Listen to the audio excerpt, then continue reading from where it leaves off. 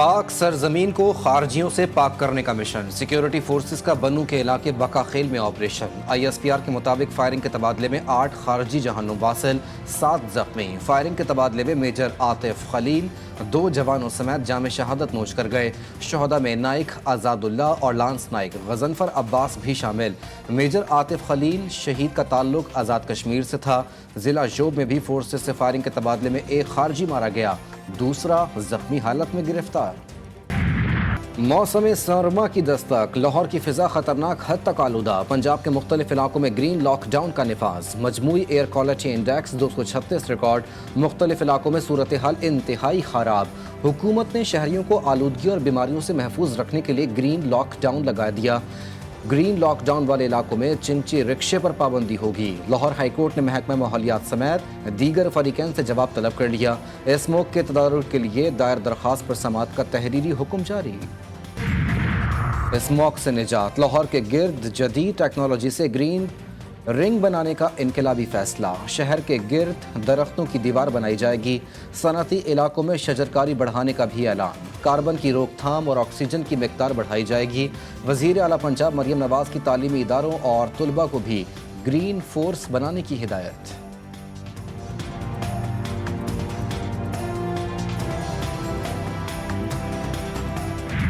آج کل پاکستان میں پنجاب کے اندر خصوصاً لاہور میں ایشو ہے اسموگ کا، تو یہ ڈپلومیسی ہمیں انڈیا کے ساتھ کرنی ہے۔ میں سوچ رہی ہوں کہ انڈین چیف منسٹر جو پنجاب کے چیف منسٹر ہیں ان کو خط لکھوں کہ یہ ایک سیاسی مسئلہ نہیں ہے، یہ ایک انسانی مسئلہ ہے۔ اسموک پر پاک بھارت ڈپلومیسی کی ضرورت، دونوں پنجاب کو مل کر اقدامات کرنا ہوں گے۔ وزیر اعلیٰ پنجاب مریم نواز نے اسموک کے معاملے پر بھارتی پنجاب کے وزیر اعلیٰ کو خط لکھنے کا عندیہ دے دیا۔ تقریب سے خطاب میں کہا، اسموک کا مسئلہ سیاسی نہیں بلکہ انسانی ہے۔ جب تک دونوں پنجاب مل کر اقدام نہیں کرتے ہم اسموک سے نہیں لڑ سکتے۔ وزیر اعلیٰ پنجاب نے نواز شریف کینسر اسپتال کا سنگ بنیاد بھی رکھ دیا۔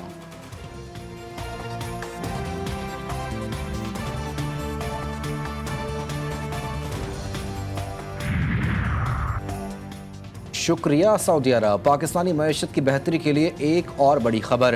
سعودی عرب کا پاکستان میں سرمایہ کاری بڑھا کر $2.8 ارب کرنے کا اعلان۔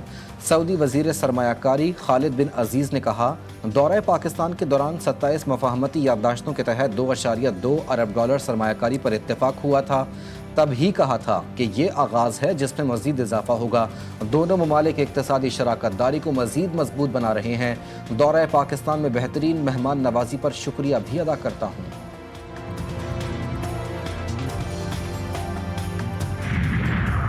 پاکستان اور سعودی عرب مل کر ترقی خوشحالی کی منازل طے کر رہے ہیں۔ فیوچر انویسٹمنٹ انیشیٹو سعودی ولی عہد کا ویژنری منصوبہ ہے۔ وزیر اعظم شہباز شریف کی سعودی وزیر کے ہمراہ مشترکہ پریس کانفرنس، کہا، مالی معاملات میں تعاون پر سعودی عرب کا شکریہ ادا کرتے ہیں۔ سعودی عرب نے پاکستان میں سرمایہ کاری کے معاہدوں کی سیاہی خشک ہونے سے قبل ہی عمل درآمد شروع کر دیا۔ سعودی ولی عہد کے ساتھ ملاقات انتہائی نتیجہ خیز ثابت ہوئی۔ وزیر اعظم شہباز شریف امیر قطر کی دعوت پر 2 روزہ سرکاری دورے پر قطر پہنچ گئے۔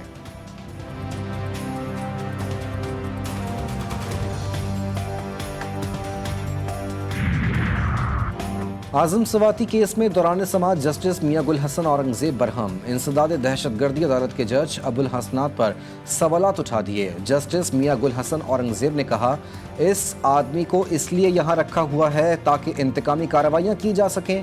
سائفر ٹرائل میں ہم نے اس کے کارنامے دیکھے ہوئے ہیں، یہ ابھی تک یہیں ہے اور پھر ایسے ہی کام کر رہا ہے۔ دنیا کی کسی عدالت میں اس طرح کی ناانصافی نہیں ہوئی جو اس نے کی۔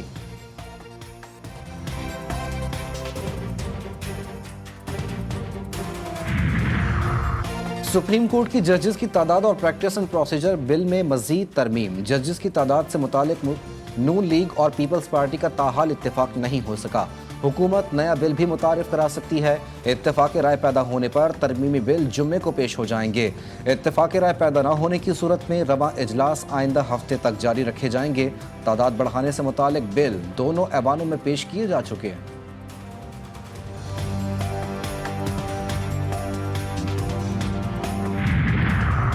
رانا ثناء اللہ نے مولانا فضل الرحمان کے بیان کی تردید کر دی۔ جیف اور غریدہ میں گفتگو کرتے ہوئے ان کا کہنا تھا کہ 26ویں آئینی ترمیم میں کوئی ایسا ووٹ نہیں تھا جو حکومت نے خریدا ہو۔ مولانا فضل الرحمان کا اپنا بیانیہ ہے، وہ آخر تک ترمیم میں شامل تھے۔ ججز آئین و قانون کے مطابق ہی فیصلہ کریں گے۔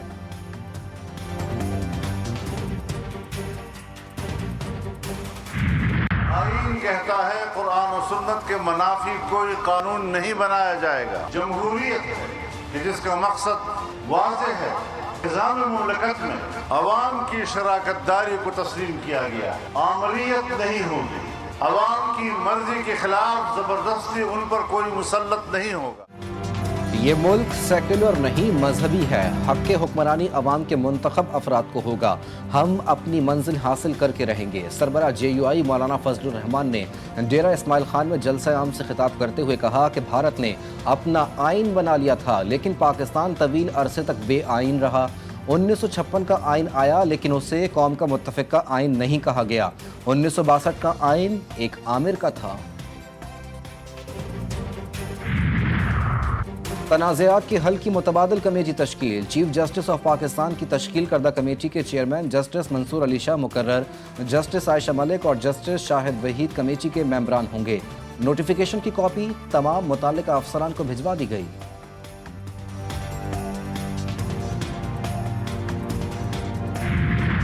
لندن میں قاضی فائز عیسیٰ اور پاکستانی ہائی کمیشن کی گاڑی پر حملہ، وزیر داخلہ کی واقعے کی مذمت۔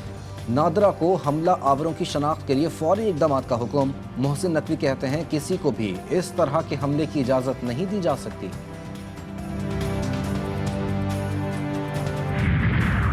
بانی PTI کی ہدایت پر بشرا بی بی کی لاہور آمد، سابق خاتون اول نے زمان پارک کا چارج سنبھال لیا۔ بشرا بی بی کے پہنچتے ہی لاہور پولیس بھی متحرک، اہلکاروں نے زمان پارک کو گھیرے میں لے لیا۔ داخلی اور خارجی راستوں پر پولیس کی بھاری نفری تعینات۔ حماس سربراہ یحییٰ سنوار بہادری، فلسطینی مزاحمت اور دنیا کے آزاد لوگوں کا آئین قرار۔ حزب اللہ کے نئے سربراہ کا اسرائیل کو دفاع اور مزاحمت کا واضح پیغام۔ شیخ نعیم قاسم نے اپنے پہلے خطاب میں کہا حزب اللہ شہید حسن نصر اللہ کے کام کو جاری رکھے گی، اسی راستے پر چلتے ہوئے اسرائیل کے ساتھ جنگ لڑتی رہیں گے۔ ان کا مزید کہنا تھا کہ غزہ کی مدد کرنا ہمارا فرض ہے، پورے خطے کے لیے اسرائیلی خطرے کا دفاع کریں گے۔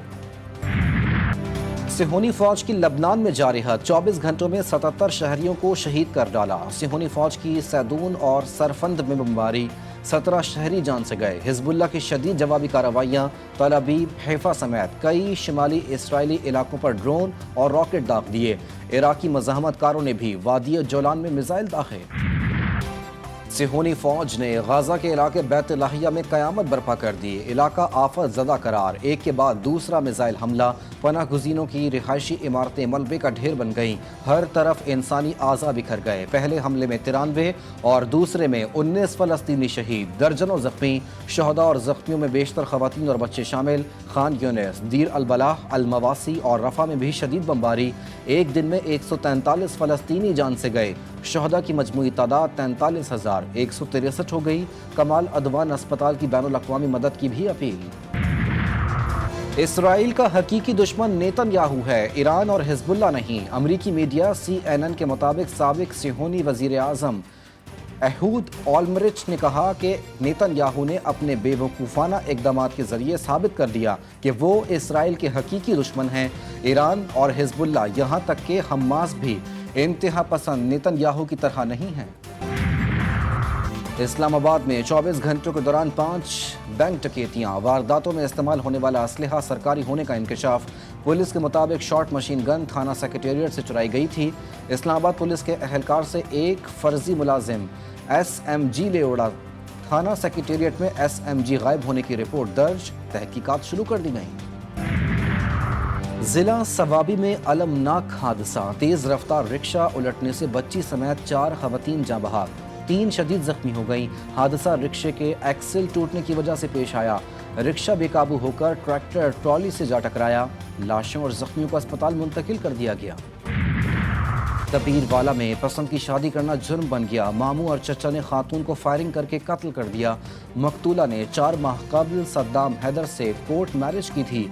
एडिशनल आईजी साउथ पंजाब ने वाक़ई का नोटिस लेकर मुल्ज़िमान की फौरी गिरफ्तारी का हुक्म दे दिया।